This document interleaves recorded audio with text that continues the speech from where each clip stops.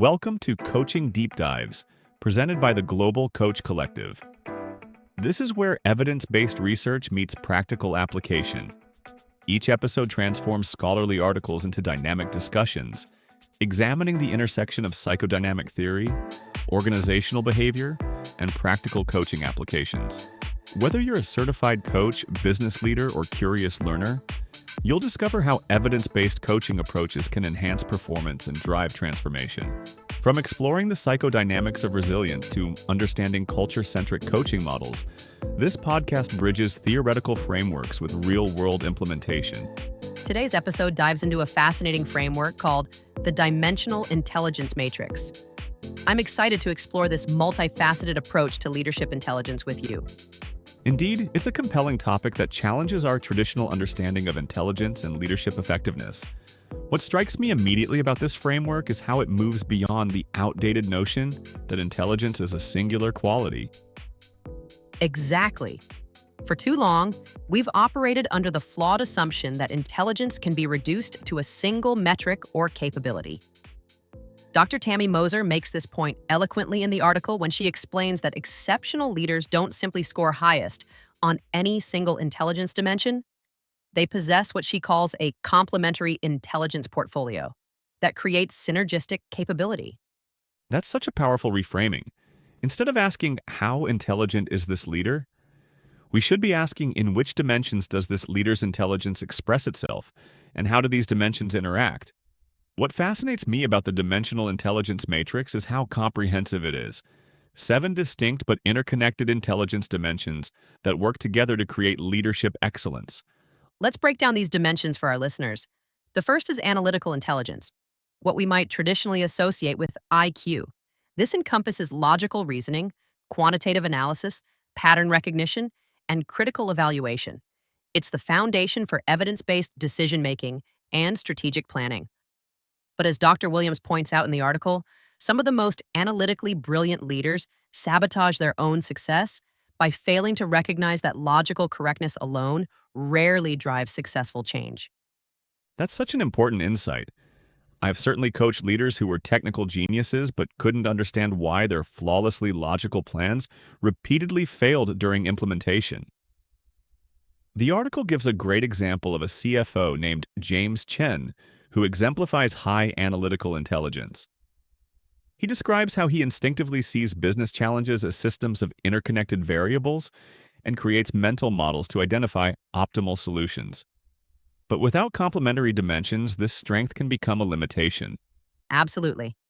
That brings us to the second dimension, emotional intelligence, the capacity to recognize, understand, and effectively manage emotions, both one's own and others. This creates the foundation for authentic connection and influence without authority. I was struck by Miguel Santana's reflection in the article about transforming a struggling manufacturing division.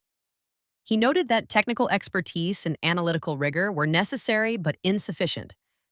The breakthrough came when he learned to read the unspoken emotional landscape, the fears, aspirations, and relational dynamics shaping behavior more powerfully than any formal incentive.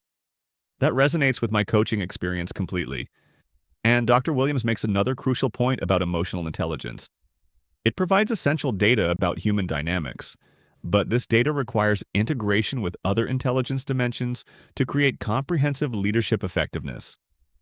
No single dimension exists in isolation. Exactly. The third dimension is cultural intelligence, the capability to recognize, appreciate, and effectively navigate diverse cultural contexts. This is increasingly crucial in our globalized business environment. Elena Rodriguez, who leads global operations for a consumer products company, shared a powerful insight about her journey. Early in her international career, she approached each market with the same leadership playbook that had worked in her home country. The breakthrough came when she developed the capacity to see beyond surface behaviors to the underlying cultural values shaping expectations of leadership in each context. That level of adaptability is so important. And as Dr. Moser points out, the most effective global leaders possess both deep cultural intelligence and strong complementary dimensions, allowing them to navigate cultural complexity while maintaining a coherent leadership identity and direction. The fourth dimension fascinates me: systems intelligence, which encompasses the capacity to perceive, understand, and effectively influence complex, interdependent systems. This enables leaders to address root causes rather than symptoms and anticipate unintended consequences. The article mentions Thomas Chen, who led a remarkable healthcare turnaround by recognizing interconnected patterns requiring holistic intervention.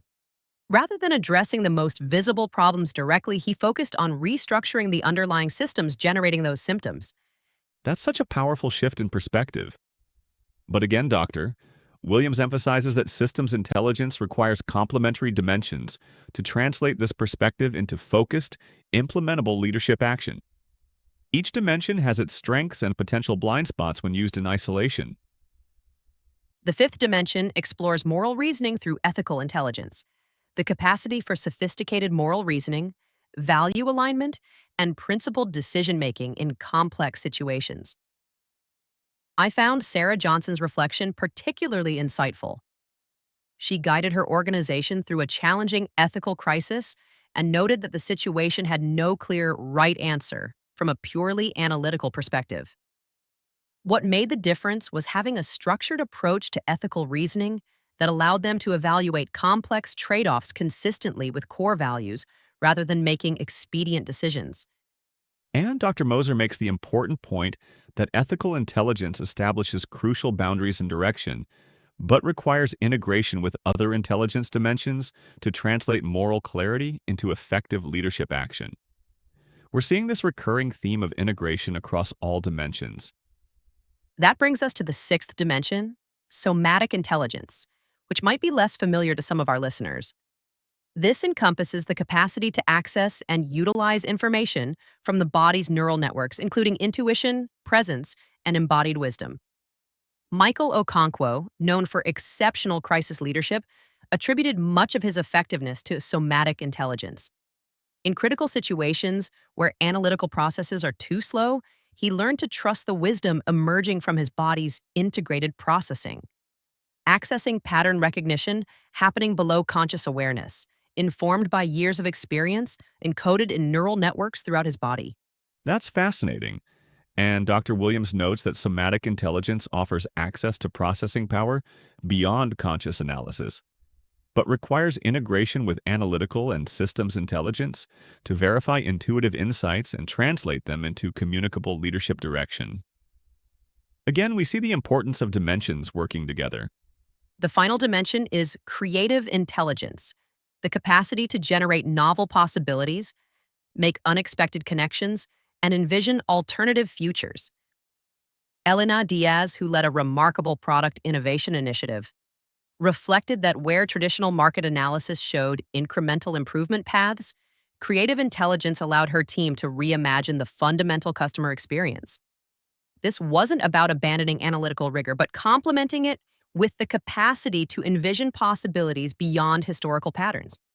And Dr. Moser observes that creative intelligence expands what's possible, but requires integration with execution-oriented dimensions to transform inspiring possibilities into tangible results.